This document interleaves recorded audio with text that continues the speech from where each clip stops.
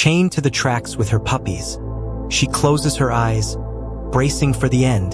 The evening air carried a chill that Matthew Carter barely noticed as he walked along the old railroad tracks, his mind drifting as it often did these days. Since losing Sarah 2 years ago, these solitary walks had become his ritual, a way to feel closer to her memory while sorting through his thoughts after long days of teaching high school English. The sun was setting, painting the sky in hues that reminded him of Sarah's watercolor paintings, when he heard a sound that stopped him mid-step.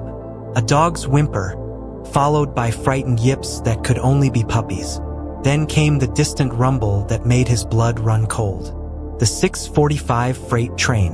Matthew broke into a run, following the sounds until he saw them, a golden retriever mother, tied securely to the tracks with rope, 3 tiny puppies huddling against her. The mother's eyes met his, filled with a desperate plea that needed no translation. "Hold on, girl," he called out, his heart pounding as he ran toward them. The train's whistle blew in the distance, growing louder with each second. His fingers fumbled with the thick knots, made tighter by the dog's struggles. "Come on, come on."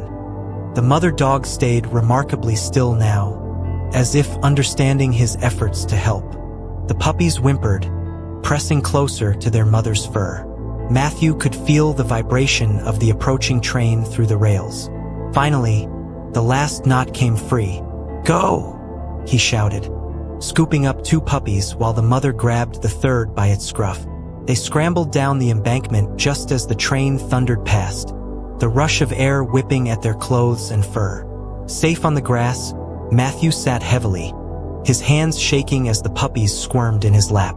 The mother dog pressed against his side, her golden fur matted and dirty but her tail wagging weakly. She licked his hand, then checked each of her puppies.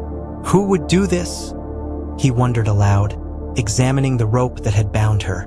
It wasn't just any rope, it was the type they used in the high school gym class. His stomach turned as he recognized the distinctive blue and white pattern.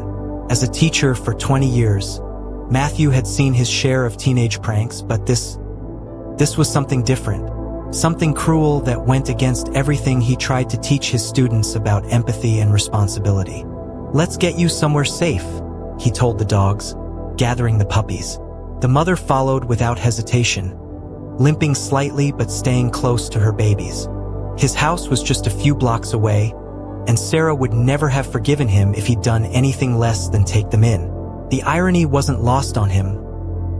Sarah had always wanted a dog, but he'd put it off, claiming they were too busy. Now here he was, bringing home 4 of them. As he walked, he examined the dogs more closely. The mother was young, probably not more than 2 or 3 years old, and despite her ordeal, she had a gentle, trusting nature. The puppies looked to be about 6 weeks old, 2 males and a female, all bearing their mother's golden coat. His phone buzzed in his pocket. A text from his daughter Patricia. "Going to be late, studying at Jenny's." Matthew frowned. Patricia had been spending a lot of time at Jenny's lately, coming home with vague explanations and avoiding his eyes. Since Sarah's death, the distance between them had grown, filled with unspoken words and shared grief neither knew how to express. The dogs settled into his garage easily enough. He found old blankets for bedding, filled bowls with water, and scrounged up some leftover chicken from his dinner. Tomorrow he'd figure out next steps, but tonight they just needed safety and rest.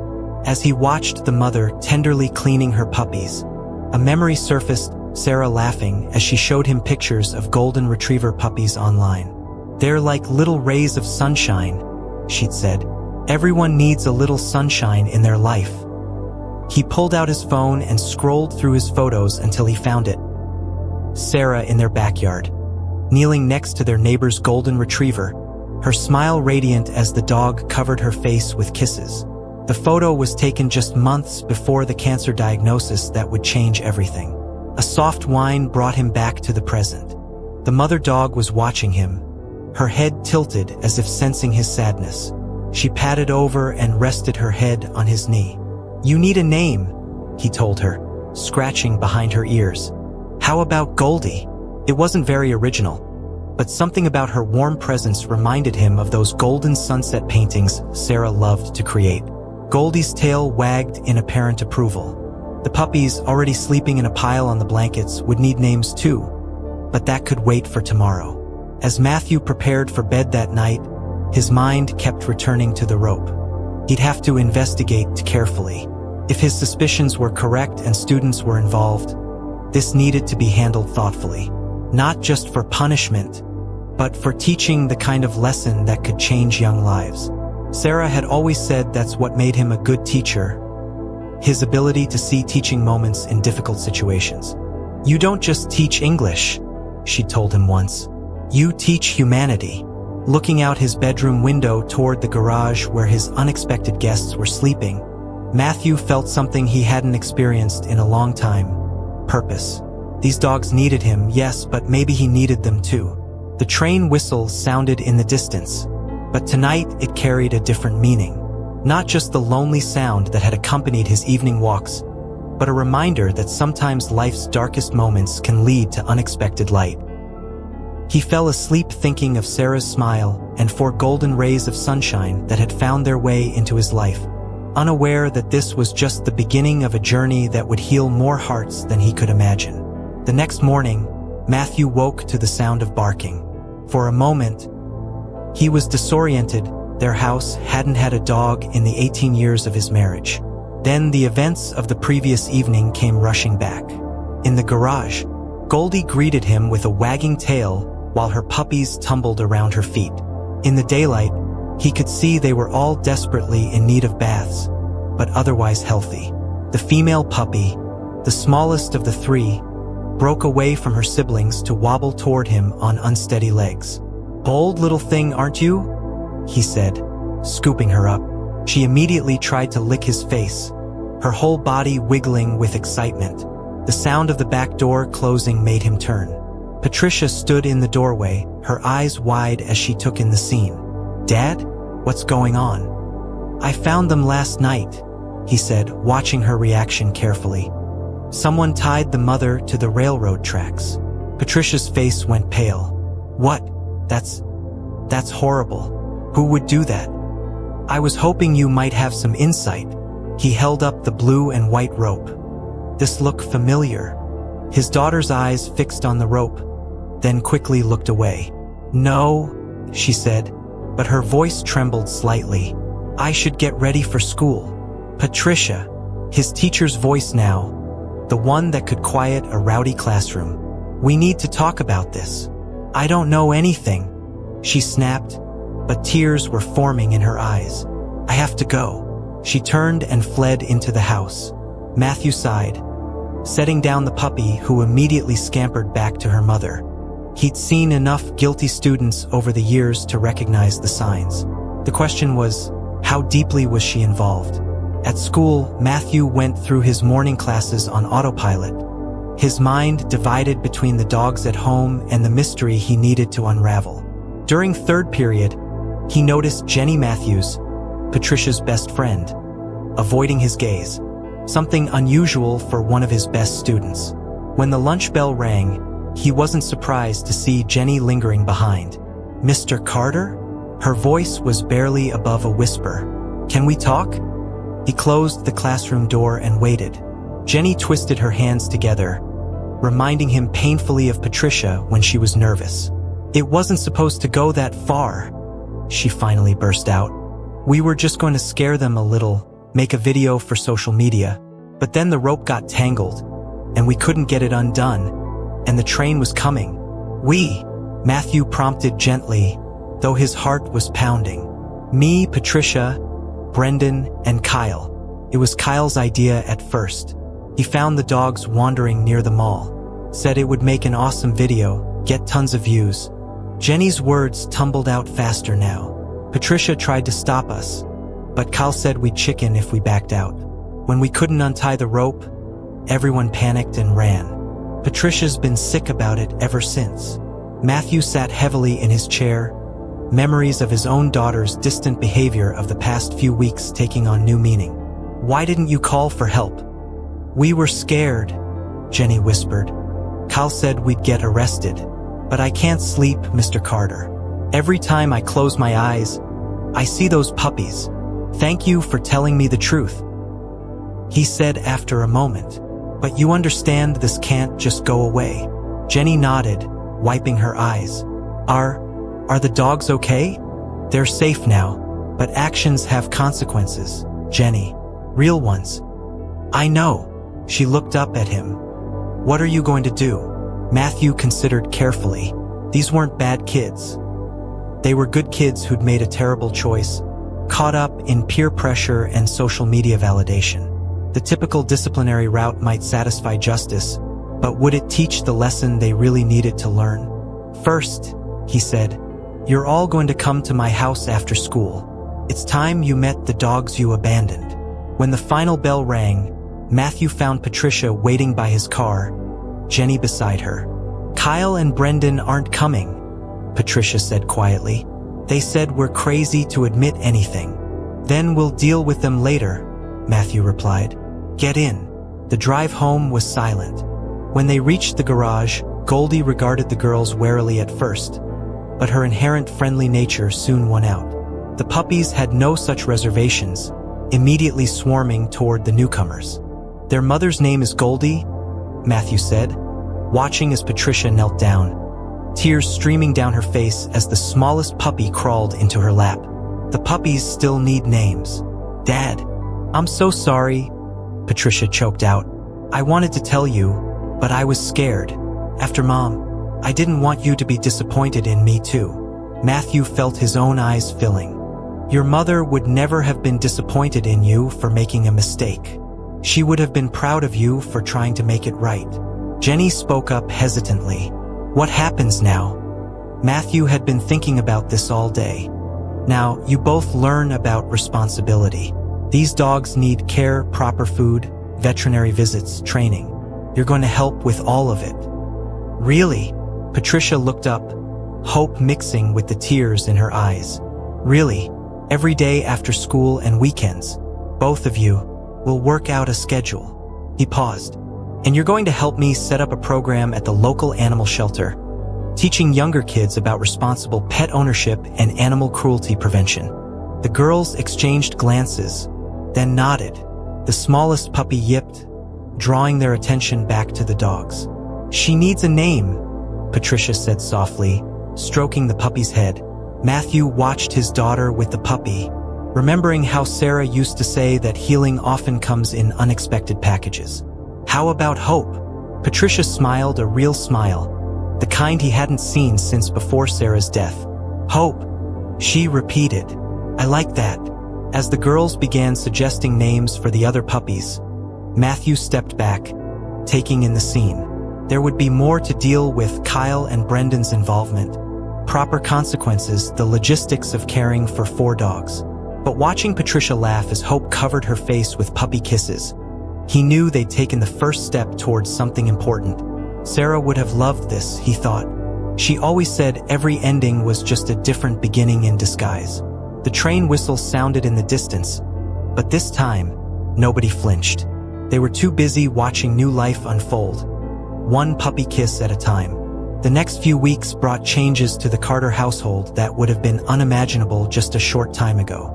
The garage had been transformed into a proper dog sanctuary, with beds, toys, and a special corner Patricia painted with paw prints. Hope and her brothers, now named Charlie and Max, were growing rapidly, their clumsy puppy energy filling the house with constant motion. But not everything was as smooth as puppy fur. Kyle and Brendan's parents had reacted differently when confronted with their son's actions. While Brendan's family insisted on him taking responsibility, Kyle's father, a prominent local businessman, had become defensive and threatening. "This is a witch hunt," Mr. Reynolds had declared during a tense meeting in the principal's office. "My son was nowhere near those tracks. And if you pursue this, Carter, I'll make sure everyone knows about your daughter's involvement." Matthew had maintained his composure, though his hands clenched under the table. "This isn't about punishment, Mr. Reynolds. It's about teaching our children to own their mistakes and learn from them." "My son doesn't make mistakes," Kyle's father had sneered, leading Kyle out of the office. watching Patricia and Jenny working with the dogs in the backyard. Matthew wondered if he'd made the right choice in handling things this way. Brendan had joined their after-school program, proving to be surprisingly good with the puppies, especially Charlie. But Kyle's absence cast a shadow over their progress. "Dad!" Patricia's call interrupted his thoughts. "Come quick. Hope is doing something amazing." He stepped outside to find the smallest puppy carefully stacking her toys in a neat line, each one placed with deliberate precision. "She's been doing this all morning," Jenny explained, filming with her phone. "It's like she's organizing them." "Now that's the kind of video worth sharing," Matthew said pointedly, and both girls had the grace to look sheepish. The sound of a car door slamming made them all turn. Brendan was walking up the driveway, but he wasn't alone. Kyle trailed behind him, looking uncomfortable. "He wanted to come," Brendan explained quickly. "His dad doesn't know he's here." Kyle shuffled his feet, not meeting anyone's eyes. "I saw your video of the puppies," he mumbled to Jenny. They look happy." Before anyone could respond, Goldie trotted over to Kyle, tail wagging. She sniffed his hand, then sat looking up at him expectantly. It was the same gentle welcome she'd given everyone who'd visited, as if she held no grudges for what had happened that night. "She remembers you," Matthew said quietly. "Dogs often do. The question is, what are you going to do with that knowledge?" Kyle swallowed hard, reaching down to pet Goldie's head. "My dad says admitting anything would ruin my chances for college scholarships. But I can't sleep every time I hear a train." "Sometimes," Matthew said, thinking of Sarah, "the hardest choices are the ones that matter most. Could I still help?" Kyle asked hesitantly. "Even if my dad won't let me officially admit anything." Matthew exchanged glances with Patricia and Jenny. It was their program too now. Both girls nodded. "There's always room for one more," Patricia said, holding out hope to Kyle. "Want to meet our smallest troublemaker?" As Kyle carefully took the puppy, his usual swagger completely gone, Matthew saw tears in the boy's eyes. "I'm sorry," he whispered, but he wasn't talking to the humans.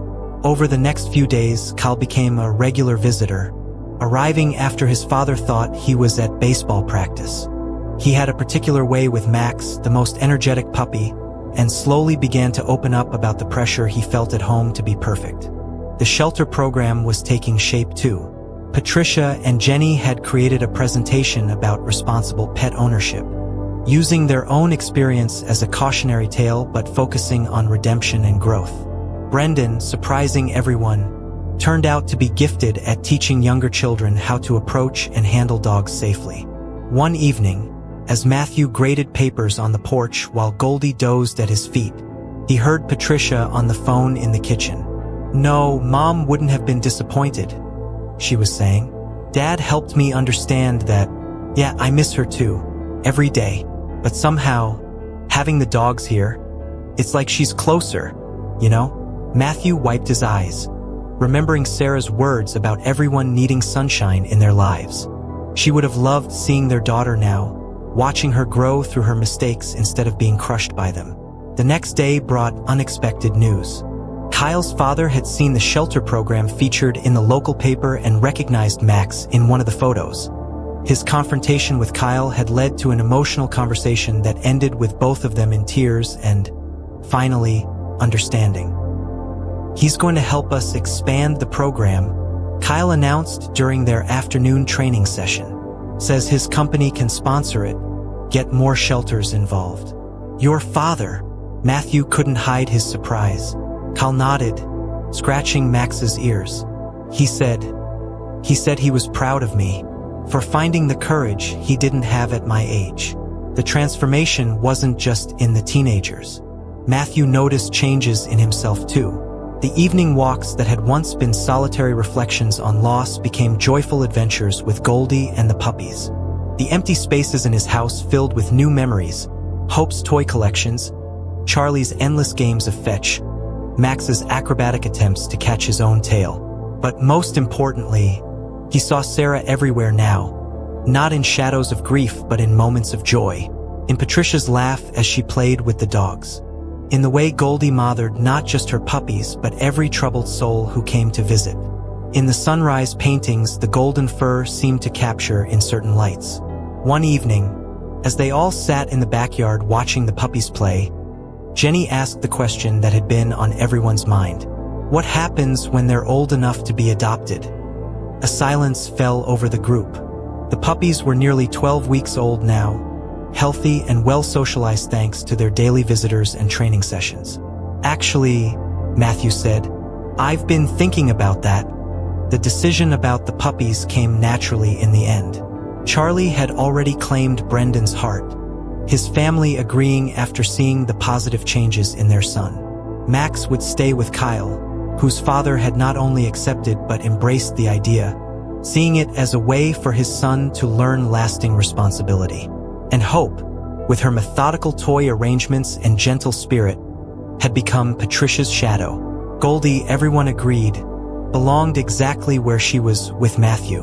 She had become his constant companion, seeming to know exactly when he needed a nudge out of his darker moments or a silent presence during late-night grading sessions. It's like she chose all of us, Patricia remarked one evening, watching Hope methodically organize her growing toy collection, each puppy matching exactly who needed them. The shelter program had grown beyond their initial expectations. What started as a small after-school project had expanded to multiple schools in the district. Kyle's father, making good on his promise, had not only provided funding but also connected them with other business leaders interested in supporting animal welfare causes. One autumn morning, almost exactly a year after that fateful night at the train tracks, Matthew stood before a crowd at the grand opening of the Sarah Carter Memorial Animal Education Center. The converted warehouse space would serve as both a training facility and a temporary home for rescued animals, with a special focus on education programs for young people. My wife always said that teaching goes beyond textbooks. Matthew addressed the gathering, Goldie sitting proudly beside him. That the most important lessons often come from the heart. This center represents that belief that through understanding and compassion, we can all learn to be better versions of ourselves. In the audience, he could see the changes in the young faces he'd come to know so well. Patricia, confident and purposeful, her hand resting on Hope's head. Jenny, who'd discovered a talent for photography through documenting their journey and now ran the center's social media presence. Brendan, who'd overcome his shyness to become one of their best youth trainers. And Kyle, who'd found the courage to tell his story publicly, inspiring other teens to speak up about peer pressure and social media influence. The ceremony concluded with a ribbon cutting, performed by all 4 teens together while their dogs sat attentively beside them. The local paper captured the moment, 4 golden retrievers and their young handlers, framed by the center's new sign featuring a painted sunset that Sarah would have loved. Later that evening, as Matthew walked home with Goldie, he passed the railroad tracks. They no longer filled him with melancholy. Instead, they reminded him of beginnings, how the worst moments can sometimes lead to the best changes. You knew what you were doing all along, didn't you?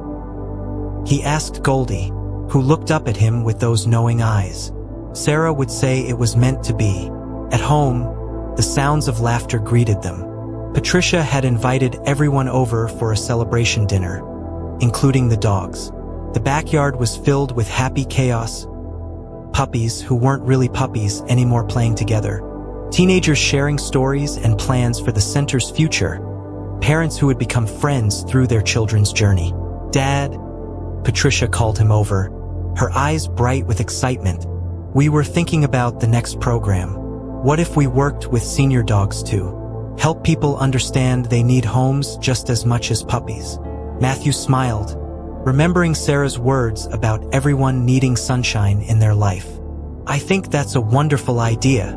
I found something today, Patricia added more quietly, pulling out an old photo album. Look, the picture showed Sarah at about Patricia's age, kneeling beside a golden retriever much like Goldie. The caption read, Sarah and Sunny Rescue Squad, 1990. Your mother never told me she volunteered at a shelter, Matthew said. touching the photo gently. "Mom knew," Patricia smiled. "She knew someday we'd find our way here. That's why she kept showing you those puppy pictures. Wasn't it?" Matthew felt tears well up, but they were different now. Not the heavy tears of grief, but the lighter ones of gratitude and understanding. She always was the smartest one in the family. The evening wound down with everyone gathered on the patio, sharing stories and dreams for the center's future. The dogs dozed in a golden pile, occasionally twitching in their sleep or sighing contentedly. Looking around at these faces that had become like family, Matthew felt Sarah's presence stronger than ever. As if reading his thoughts, Goldie raised her head and gave him a gentle nudge. In the distance, a train whistle sounded, no longer a reminder of that terrible night, but a signal of how far they'd come. "Life has a way of bringing us where we need to be," Sarah used to say. "We just have to be brave enough to follow the path." Looking at his daughter, laughing with her friends while their dogs dreamed nearby, Matthew knew they had found their path. It hadn't been an easy journey, but the best ones rarely were. Through pain and mistakes, through courage and compassion, they had all learned what Sarah had tried to teach him years ago, that love, in all its forms, was always worth the risk. The sunset painted the sky in shades of gold, much like that first evening when a desperate mother dog and 3 tiny puppies changed their lives forever. But now, instead of darkness and fear, the golden light promised more beginnings, more chances to make a difference, more opportunities to honor Sarah's memory through acts of kindness and understanding. As night fell softly over their gathering, Matthew realized that while their story had started with a rescue, it had become something much more, a testament to the healing power of second chances, the strength of unexpected connections, and the endless capacity of the heart to grow and learn and love again. Goldie rested her head on his knee, her presence a warm reminder that sometimes the best things in life come disguised as challenges, and that every ending, as Sarah always said, is just a different beginning in disguise.